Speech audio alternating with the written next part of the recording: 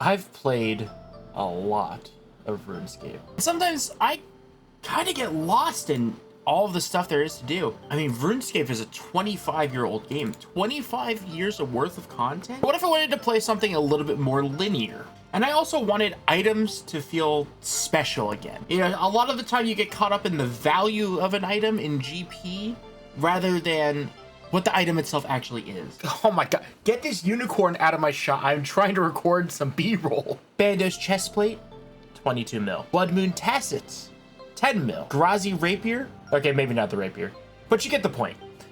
I wanted to make an account that made items feel special again, and not just the high value items either. I wanted something like a steel axe to feel like a huge upgrade. So which psychopathic challenge mode could I possibly go with?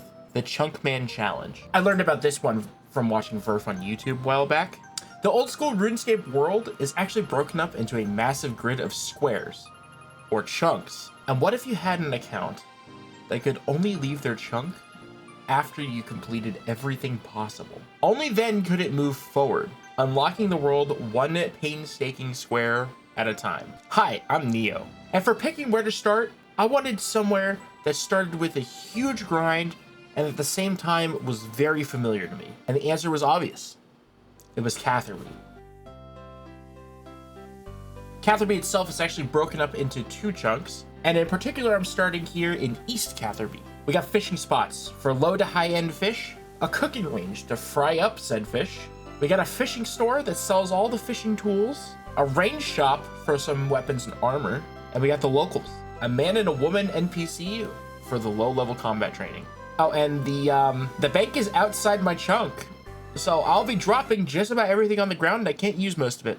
Any true RuneScape story starts with a new name, one that defines the very essence of the account. And my name is Neiyoh, and I'm locked in Catherby, so Neiyoh. You're a goddamn genius. So for my chunk rules, I wanted to set up something that made me personally feel like I had done everything possible in the chunk. Things like skill tasks are going to be to their lowest possible denominator. For example, if I have to get my smithing up to make steel bars, I'll only have to get to level 30 to make a steel dagger, and not to 49 for a bullseye lantern. All best in slot equipment for all styles of combat, as well as for skilling purposes, is required. And I think that killing one of every NPC possible for each chunk is very much in the spirit of the game mode. Now, I will not be doing absurd grinds as a requirement, like pets or level 99 skill capes, and any other rules or exceptions that I make, I'll tell you as they come up. Because let's be honest, I'm not settled. I just want to play RuneScape in a more goal-oriented, linear way. After blasting through Tutorial Island with minimal XP gain, here I stand in Lumbridge. Now, I'm not going to be keeping any of these items for Tutorial Island, but I do need a couple of them to actually get to Catherby.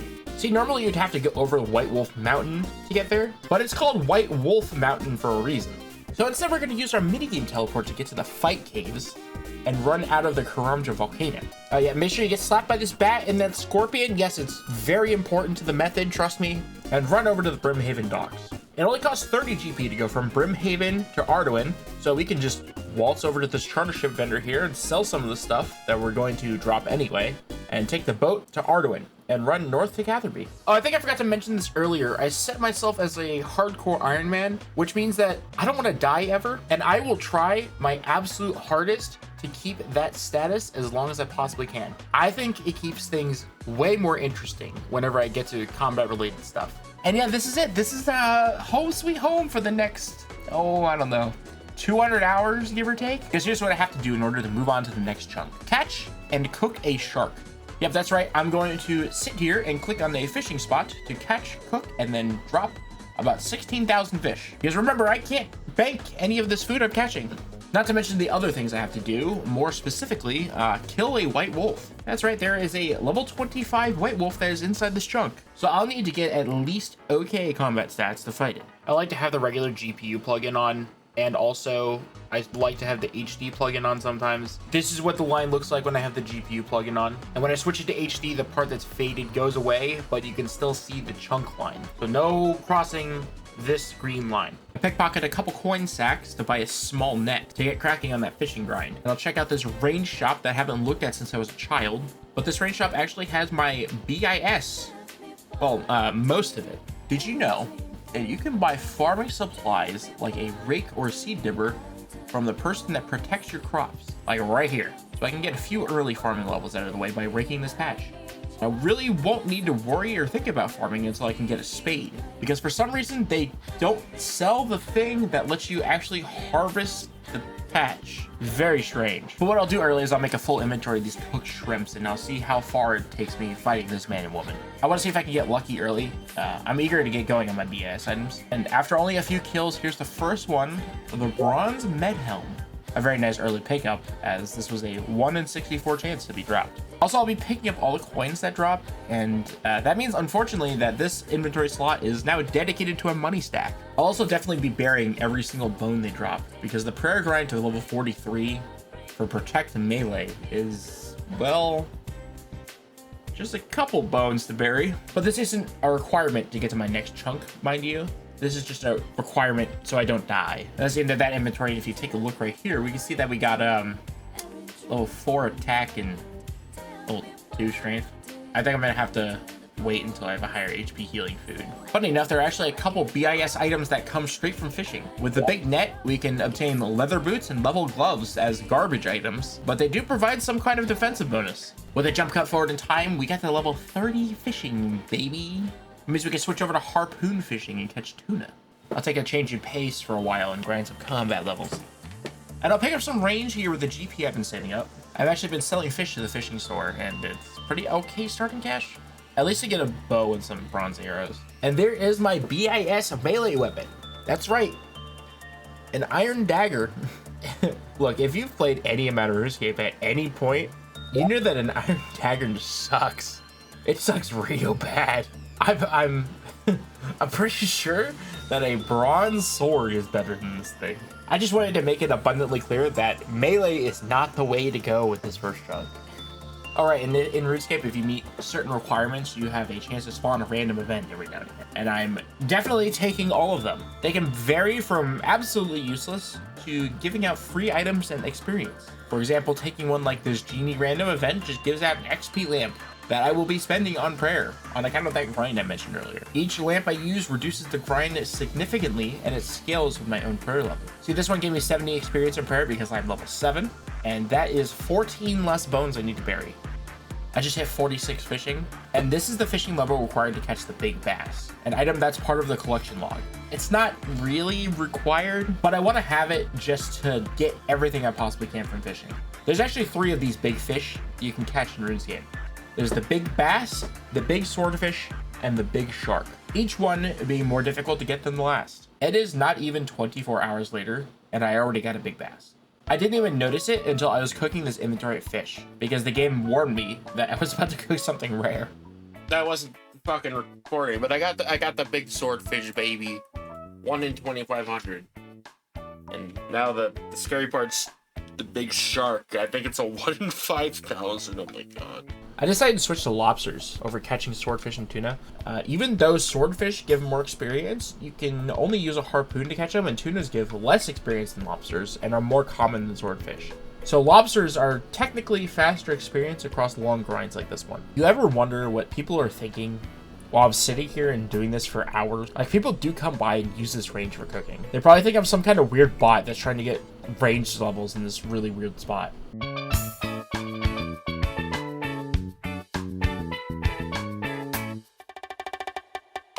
I don't think I've ever been a live witness to that in all of my years playing RuneScape. If there's a shooting star, and that's an AFK method for gaining mining experience. It'll probably be the best way for me to train mining while doing other things in the future. Okay, I don't know what I did, but I lost the footage of me killing the white wolf.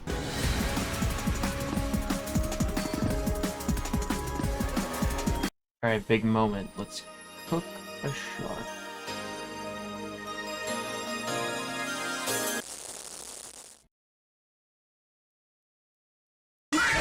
Alright, here we go.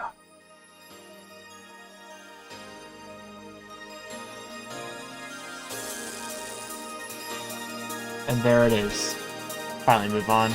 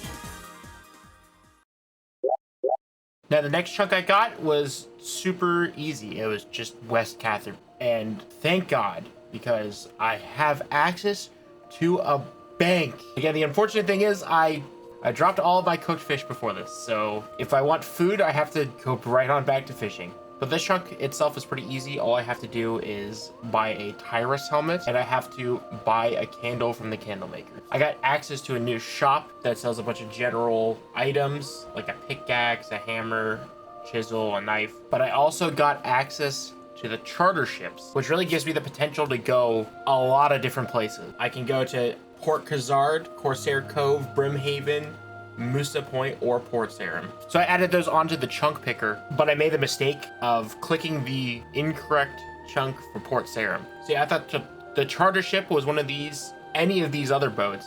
It's actually this little one sliver of dock towards the bottom of Port Sarim that's actually in a completely different chunk, which means this chunk was actually just a total freebie. So I just get to re-roll immediately. And funny enough, I did actually just immediately roll the entirety of Port Sarim, which doing it this way actually gives me access to the Asgarnia Ice Dungeon now in addition. Even though on the map it shows it as outside of my chunk, the dungeon entrance tile is exactly within. Yeah, so now funny enough, I actually can't do anything new in this chunk or anything, even start with anything required, because I have to get food. So I have to just go back to fishing. I shit you not. That's fucking crazy. That is actually crazy. Where am I? Can I even see how many sharks I fished? It's been like 3 inventories? 4 inventories of sharks? 1 in 5,000. Holy shit. So I went fishing for a little while and I stockpiled up some money. It costs GP every time I charter back and forth, so I have to try to not trap myself in Port Sarim by accident. So I always have to keep a little extra money on me at all times. And I went and I bought the adamant battle axe that I needed to buy, and then I bought the blue wizard hat that I needed to buy from the Magic Emporium. The only way for me to get ruins is actually from this magic. So I'm gonna need a lot of money because I have to get level 62 mage. I quickly ran around and I started kill one of every monster things. I started by knocking out the pirates and the hobgoblin. There's actually 2 different variations of the hobgoblin down here. One has a spear and one doesn't, and they're considered different entities. So I killed one of each. Then I started the quest Pirate's Treasure. The first step is to talk to this guy. That's it. And then I went and I killed this mugger. This guy is a different mugger than the ones that are inside the Asgarnia Ice Dungeon. This one is called Mugger Plain. He has no drop table. And then I went upstairs in the Port Sarim jail and I did the diary task to collect the security book from the security guard over here. And I killed one of these Port Sarim guards. Actually, I went on a little bit of a murder spree with the guards because I was trying to get a couple of the items that they drop. That's considered my BIS. And I did get iron bolts. Oh, iron bolts, baby. Which is, it's technically has, I guess it has a range bonus, so it's BIS, sure.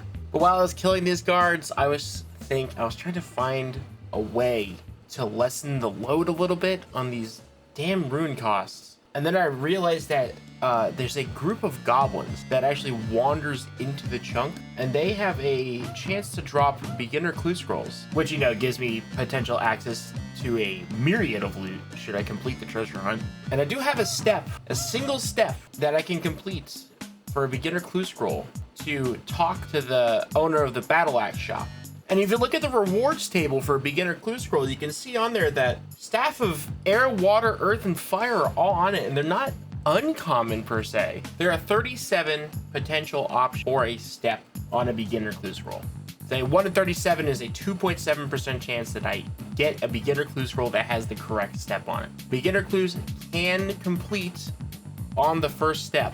According to the Chunk website, with 1 completable step on a beginner clue, there's an 11.25% chance that it completes. So it's not 0 that I could finish a beginner clue and get a staff. And getting a Staff of Air would give me an infinite amount of air runes, which cuts the cost of the level 1 spell Wind Strike in half, which in turn cuts the amount of fishing I have to do for money by a considerable amount. Because, you know, my best money-making method is still just fishing in Catherby. So I said, screw it, I'm gonna kill the goblins that wander into my chunk until I complete one beginner clue, and we're just gonna see what happens. We're gonna pray. It's not my wisest idea, because a goblin only has a 1 in 64 chance to even drop a beginner clue scroll in the first place.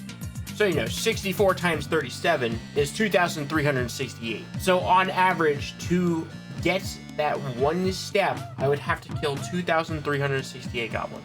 But I committed to it. I committed to it. Did you see that? That goblin just dropped nothing. That's literally not possible. Like, they have a 100% chance to drop bones. It doesn't say anywhere on the text that another person hit it. I don't understand how that even happened. And yeah, it happened. It happened. 1,700 goblins just about, and I got this freaking completion. I got the casket. Staff of Air, please. Here we go. Hey, thank you so much for watching to the end of this kind of pilot episode. If you would do me a huge solid, like the video and subscribe to my channel. I'll peel back the curtain a little bit. I've been playing on this Chunkman account for a while now. And I've been having so much fun with it. Like, if there's anything I can do in the video to make your viewing experience better, let me know, and I will try my best to change it in the editing, because I've never really done like a RuneScape series like this. Like, ignore the other two videos the RuneScape videos I made of series that were stupid ideas that I was never able to even begin to follow through with. I have plenty more of this series to work on and release and show you guys of all the hard work I've done on this account. So please look forward to it. Thank you.